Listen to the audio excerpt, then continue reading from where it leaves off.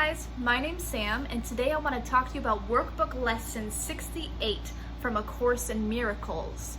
Today I'm on day 5 of the 40-day program provided by Lisa Natoli. I will put the link down below if you guys are interested in something like this. It's a 40-day transformational video series that also has text and sometimes some passages from A Course in Miracles. And it's a really good program. It's the second time doing it, so if that's something that interests you, definitely check it out. So lesson 68, love holds no grievances. You who are created by love like itself can hold no grievances and know yourself. To hold a grievance is to forget who you are. To hold a grievance is to see yourself as a body. To hold a grievance is to let the ego rule your mind and to condemn the body to death. Love is the all-encompassing force that inhabits every body, mind, soul, every little shred of grass, every single thing in the entire universe is held together at its core by love. Love is a vibration that's so high that we can't even perceive it fully with these human bodies, because if we got an ounce of what Source has, okay, if Source came down and gave us all that it got, our body would be obliterated because it can't withstand that much light. Even though that much light is exactly what we are, we're fractalized into these little patterns that grow a body. And within these bodies, we have to learn to come back to that light, back to that eternal truth, back to who we actually are at our core. But in order to do that, we have to forgive so many things. And forgiveness isn't what everybody thinks forgiveness is. Forgiveness is about being willing to let go of the perception that you've carried about anyone and anything. Forgiveness isn't about putting blame on somebody outside of yourself as if they have done something evil that we now have to forgive them for because it's their fault, it's their problem, they caused us pain, and now we have to forgive their evil actions. It's forgiving ourselves for perceiving them wrong, thus undoing any misperceptions of another person and of yourself. So forgiveness is really like one of those, what the hell is that called? I don't even remember what that thing's called. And she never remembered again. Maybe if I do it, it'll come back to me. Nope. Forgiveness is the active participation in forgetting all we thought we knew about everybody and everything else. So when we hold a grievance, we're holding on to betrayal of self. We are holding on to denial of self because we're saying anything outside of ourself is worthy and deemable of suffering and pain and punishment. We say, okay, yes, because you created this, because you did this evil action, because you committed this crime, because you committed this hurt against me, you deserve to be punished. So I'm going to punish you 1,000 times in my mind over and over and over again, and maybe even actively punish you or wait for somebody else to punish you, or saying, that's okay, because God is going to get you in the end. But the biggest misperception in that scenario is that God would ever want to punish himself. God doesn't want to condemn and cause pain and cause suffering and cause hate. And so because God is love, and love is all-encompassing, and love is all that there is, any thought of anything otherwise is the misperceptions you've twisted around into your own head to fit your own personal agenda. If I start to hate a friend or whoever because they said something to hurt my feelings, and then I'm sending off attack thought, attack thought, attack thought, attack thought, do you think I'm taking my attack thoughts and going and putting it in their brain? No, because where does it reach? It reaches the limitations of my own mind constantly going outward saying, screw you, screw this, blah, blah, blah, blah, blah, blah, blah, blah, blah, blah, blah, blah, blah, blah, blah. just a bunch, but where is it coming back to? And where is it staying? It's staying within my own mind. And in that same sense, that same friend who's hating on you cannot put an emotion in you. They cannot go boom, boom, boom, boom, boom, boom, boom, and attack you. They're attacking themselves. And your reaction to how they attack you is how you attack yourself, or how you honor and love your true self, because there is a choice. When you choose to attack, that is of your own volition. It is not because somebody forced you to attack, forced you to react. It is not because they hurt your feelings. It's because they said something and you were triggered by it, because you put meaning on it, you put importance in it, you put it in yourself, and you said, now, finally, I have a reason to be angry. Let me show you how angry I am.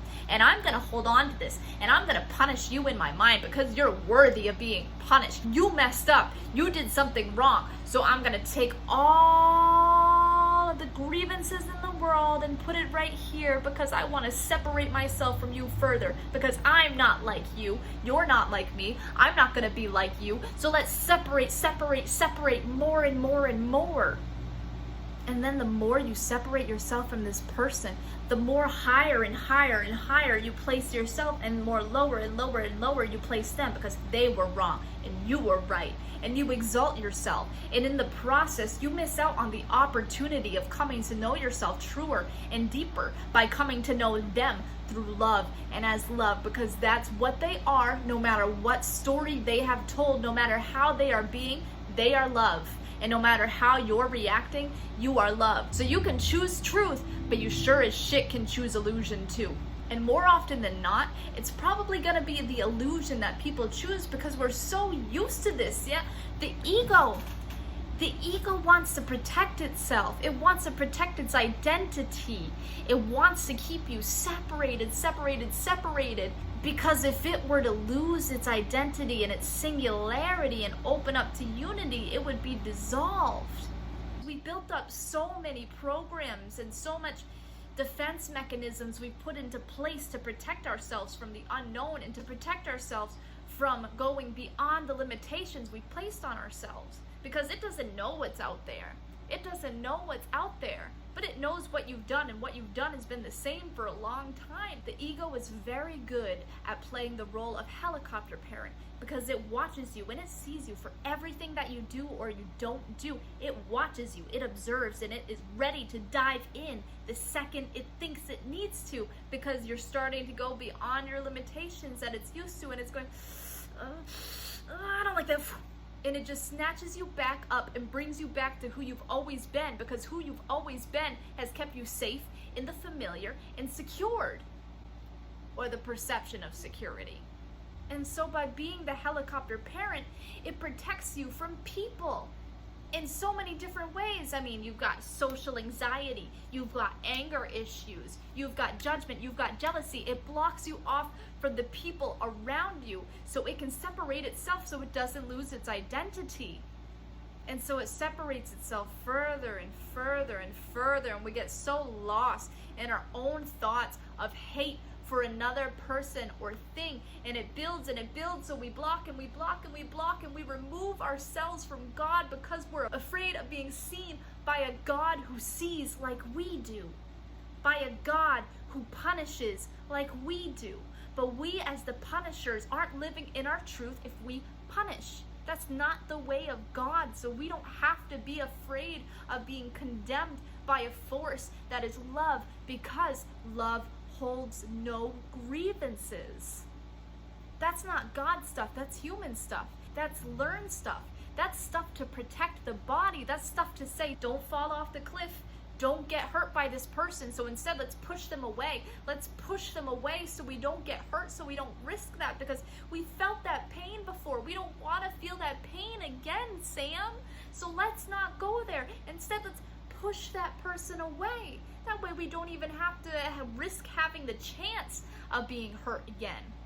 And the ego is so clever. It'll find so many different ways to do that, and so many different reasons for disliking somebody, so many different reasons for holding a grievance, so you don't have to deal with the fear of being hurt, so you don't have to deal with the reality of being hurt. But if love is all encompassing and love knows no grievances, then there's no reason to worry or fear or hurt in the first place.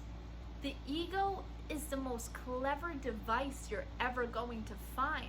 There is no device man-made that is more clever than the ego, because it knows your buttons and it knows just how to twist reality to be how you would have it be, so you can stay separate, so you can stay safe. That's what it's there for.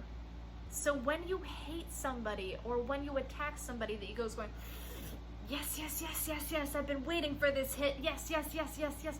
Give me more, give me more, give me more, give me more identity. Give me more singularity. Make me right. Make me right and them wrong. They're all wrong. They're all wrong. Because if, oh my God, they're okay and perfect just as they are because they're whole and they're in unity with God and their love, does that mean I am too? And why have I blocked myself off then from love at such a deep depth? Why have I done this to myself? My God, I'm sorry. I'm so sorry for forgetting who I am. But you don't have to be sorry. You just have to forgive your misperception in the first place and then remember who you are. Forgiveness is really remembering that there was nothing to forgive. There was just a perception to be corrected. And this is what this book teaches. It teaches love. It doesn't matter what anybody, and I mean anybody, has done to you in your life. I don't care about the intensity that people use as excuses, because somebody could commit what we consider to be the most heinous of actions, but they do not control your life, and they do not control your thoughts, and they do not control what you do with them. That is what is up to you. And there is always the choice of cutting yourself off and giving in to fear and separation, or giving yourself to love, to a force who knows way more than you as a personality ever could. So if you chose a hard lifetime with many hard things to happen to you and many, many opportunities to hold on to grievances, then you were also given many opportunities to learn forgiveness in the strongest way possible. So please look at this. Look at all the pain. Look at all the suffering and all the terrible things that happened to you and say, oh, thank you. It's gonna be you that reminds me to remind myself of who I actually am, which is love. It's gonna be you, pain, that brings me back to love, because I'm so tired of being separate. Love holds no grievances with no exceptions ever. So if you want to come back to God and to love, then you have to give up any idea that would reaffirm separation, because God is unity, baby. And if you want to get back to unity, you got to give up everything that isn't. You've got to stop punishing. You've got to stop placing people outside of yourself. You've got to stop separating yourself from your brothers and your sisters. That life force that's within you, making your body breathe, making your heart beat, is the same life force that's in their body, making their body breathe and making their heart beat. It's of the same source. It's of the same exact light. And it is who they and who you truly are. So please stop telling stories. If you hate somebody, you don't actually even know them. So if you like this kind of content, please hit the subscribe button, and I will be posting more stuff like it every Sunday and Tuesday in the morning. I personally love A Course in Miracles. It's my favorite teachings in the world, so I would be more than happy to walk through some of it with you guys if that's what you had wanted. So feel free to post a comment if that is something that interests you, because it definitely interests me, and I'm probably gonna do it anyways. So I love you guys. I hope you have a good week. Mwah. Bye.